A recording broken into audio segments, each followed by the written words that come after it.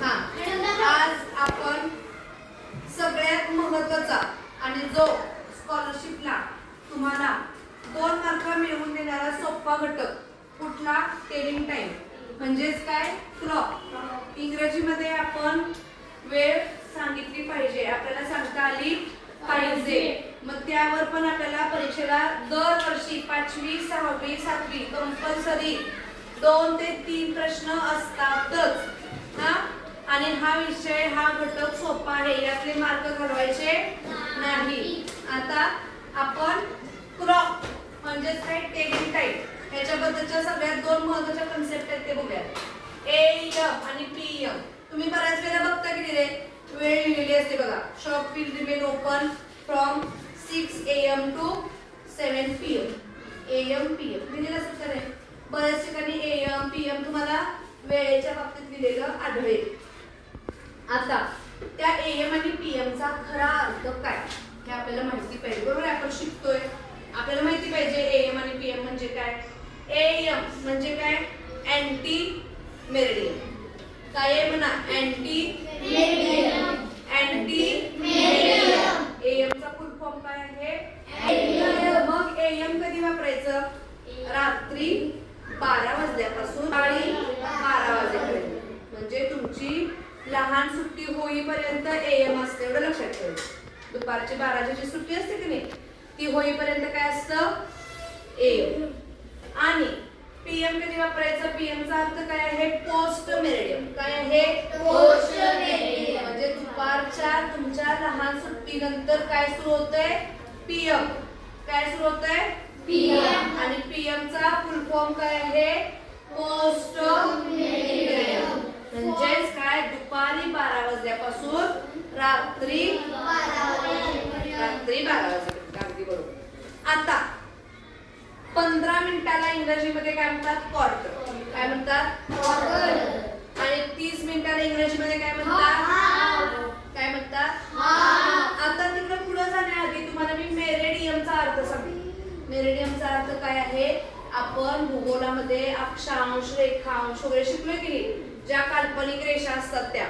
हा, तर आपली पृथ्वी फिरत फिरत फिरत असताना ह्या रेखांशामधून पास होते, त्या रेखांशामधून पास होते. म्हणजे काय असते? ते आपली वेळ असते. काय असते? वेळ असते. म्हणून त्याला मेरिडियम म्हटलेलं आहे. मेरिडियम म्हणजे काय? रेखांश. पृथ्वी फिरते का सूर्य फिरतो? मग सूर्य एकाच ठिकाणी असतो की नाही? मग आपली पृथ्वी त्याच्या भोवतीनं फिरत असताना बराच वेळ, म्हणून आपल्याकडे बघा पृथ्वी ज्या वेळेला सूर्याच्या म्हणजे पृथ्वीचा एक भाग ज्याला सूर्याच्या कडे असतो त्याला दुसऱ्या भागात काय असतो? अंधार असतो. कारण की तिकडे सूर्य आहे का रे? नाही. म्हणून बऱ्याच ठिकाणी आपल्या इथे ज्याला उजेड असतो किंवा दिवस असते त्यावेळेला दुसऱ्या देशांमध्ये काय असतो? रात्र असते, वेळ वेगळे वेगळे असते. कारण पृथ्वी सूर्याभोवती फिरत असते का चंद्राभोवती फिरत असते? का स्वतःभोवती फिरत असते? स्वतःभोवती फिरत फिरत ती त्यामुळं वेळ बदलत असते. हा, वेळ सतत पुढं पुढं पुढं जात असते. आता बघा इकडं सकाळचे किती वाजले? आता मग सकाळचे 4 वाजले. कसं सांगणार तुम्ही? एएम वापरणार का पीएम वापरणार? एएम. काय वापरणार? एएम. आता सकाळचे 4 वाजले. कसं सांगणार? 4 AM. आता शाळा सुटतानाचे तुमचे 5 वाजले. कसं सांगणार ते? 5 PM. काय सांगणार? 5 PM. अगदी बरोबर. आता दुपारचे 3 वाजले. कसं सांगणार? 3 PM. अगदी बरोबर. कळले? आता आपण इंग्रजीमध्ये तुम्ही एखाद्याला प्रश्न विचारताय किती वाजले, तर तो प्रश्न पहिली गोष्ट कसा पाहिजे तुमचा? What time it is. What time it is हा काय झाला? इंग्रजीमध्ये वेळ विचारण्यासाठीचा प्रश्न झाला. हा, आता बघा हा किती वाजलेत रे मराठीमध्ये सांगा मला. 8 काय झालेलं आहे? 8 वाजून 5 मिनिटे झालेली आहे. आता आपल्याला हेच इंग्रजीमध्ये सांगायचं. तर कसं सांगायचं? हे बघा, 5 मिनिटं होऊन गेलेली. काय झालेलं आहे? 5 मिनिटं होऊन गेलेली. मग होऊन गेले म्हणजे कुठला काळ आहे? मग भूतकाळाला इंग्रजीत काय म्हणतो? Past tense. बरोबर आहे. मग आता मिनिटं आधी घ्यायची. आपण मराठीत काय म्हणतो? 8 वाजून 5 मिनिटं झाले. पण इंग्रजीमध्ये काय घ्यायचं? उलट घ्यायचं. 5 मिनिटं होऊन गेलेली आहेत 8 वाजून. इंग्रजीमध्ये कसं घ्यायचं? उलट. 5 मिनिटं होऊन गेलेली आहेत 8 वाजून. मग तेच सांगताना इंग्रजीमध्ये कसं सांगणार? 5 past 8. अगदी बरोबर. हा, आता पुढचं मला, आता मी पुढचं लिहिते, तुम्ही मला उत्तर सांगायचं. सांगा बरं. 10 past 9. अगदी बरोबर.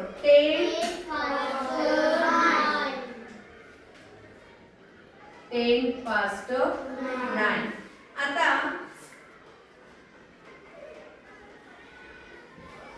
हात वर करायचा. हात वर.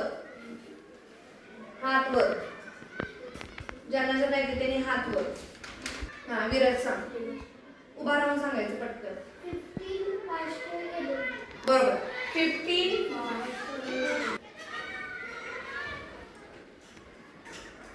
past 11. हा, आता आपण मगाशी सुरुवातीलाच मी सांगितलं तुम्हाला की 15 मिनिटाला काय म्हणतो आपण? क्वार्टर. काय म्हणतो? क्वार्टर. मग आपण 15 मिनिटं होऊन गेले म्हणजे आपण 15 च्या जागी काय रिप्लेस करू शकतो? क्वार्टर. काय करायचंय? क्वार्टर. म्हणजेच काय? Quarter past 11.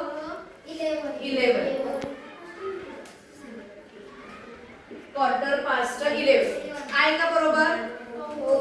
Quarter past 11. आता पुढचं घ्या.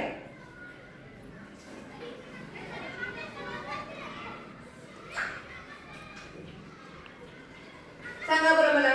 20. बरोबर आहे. 20 past 1.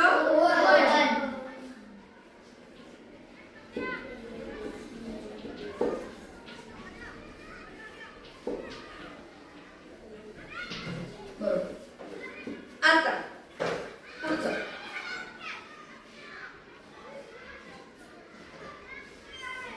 कोण सांगतंय? किती वाजलेत घड्याळात इंग्रजीमध्ये? सार्थक सांग. 30 past बरोबर आहे की? 30 past 2. 30 past 2 असं पण बरोबर आहे. 30 past 2 हे सुद्धा बरोबर आहे. आणि 30 म्हणजेच काय? अर्धा तास. अर्धाला काय म्हणतो आपण इंग्रजीत? हाफ. हाफ पास्ट 2 असं सुद्धा येऊ शकतं. बरोबर आहे. मग काय ना? Half past 2. बरोबर आहे. आता पुढचं गणित बघा. पुढचं उदाहरण बघा. हा, इकडे बघा किती वाजले दिसतंय का रे सगळ्यांना? हा, सांगा बरं किती वाजलेत मराठीमध्ये? 9:45 किंवा 9:45. जसं मराठीमध्ये 2 प्रकारे सांगू शकतो तसंच इंग्रजीमध्ये सुद्धा 2 प्रकारे आपण सांगू शकतो.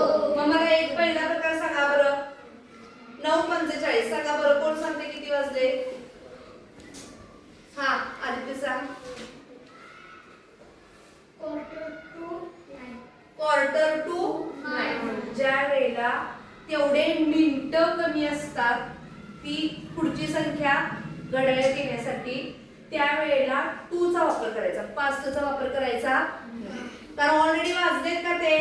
नाही. वाजायचे असतील तर काय वापरायचं? 2. Quarter past sorry quarter to येणार. पास्ट येईल का? Quarter to 10. हा अजून दुसऱ्या प्रकारे कोण सांगेल? क्वार्टर टू 10 हे बरोबर आहेच, पण अजून दुसऱ्या प्रकारे कोण सांगेल? समर्थ सांग. 45 after 9. Very good. 45 फास्ट 9.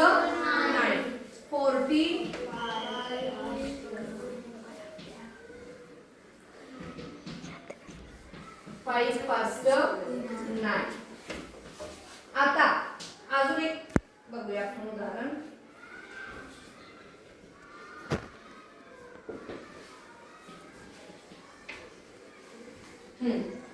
किती वाजले सांगा रे? किती वाजले? हा कृष्ण सांग. 55 आहे का ते? बरोबर आहे की? 50 उभार सांग. 50 पास्ट 10. 50 पास्ट 10 म्हणजे काय? 10 वाजून 50 मिनिटं झालेली आहे. म्हणजेच काय रे? अजून काय सांगू शकते? म्हणजेच किती वाजल्यात किंवा किती वाजायचे? म्हणजेच काय मराठीत तरी सांगा. बरोबर प्रणव.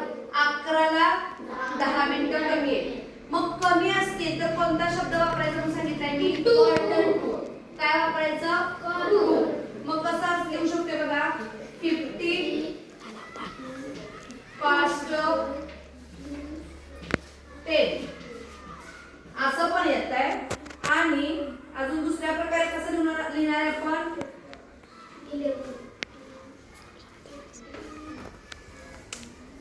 10 to 11. 10 to 11 म्हणजे काय? 10 to 11 म्हणजे काय? 11 वाजायला 10 मिनिटं कमी आहे. कळतंय? समजलंय सगळ्यांना? घड्याळ ह्याच्यावरचे मार्क अजिबात घालवायचे नाही. सगळ्यांनी व्यवस्थित सुंदर हस्ताक्षरात नीट व्यवस्थित लिहून घ्या. आणि